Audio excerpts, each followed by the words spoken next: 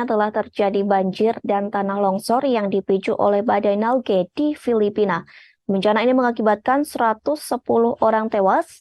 Selain itu, ada ratusan ribu penduduk negara Filipina yang mengungsi.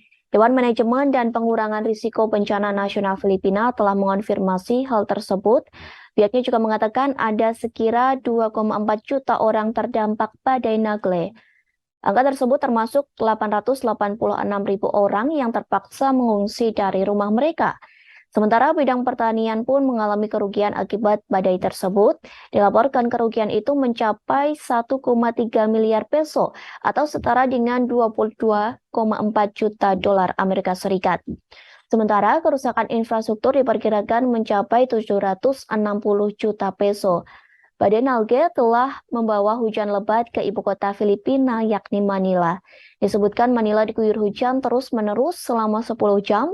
Filipina merupakan negara yang menjadi langganan diterjang badai. Rata-rata 20 badai tropis melanda Filipina setiap tahunnya.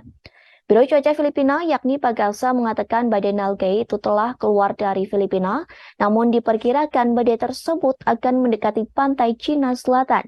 Dilaporkan badai tropis ini memiliki kecepatan angin maksimum 95 km per jam dengan hembusan hingga 160 km per jam.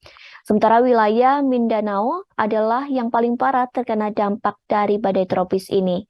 Presiden Filipina Ferdinand Marcos menyampaikan belasungkawa kepada korban. Pihaknya juga meyakinkan masyarakat bahwa layanan darurat telah dikerahkan.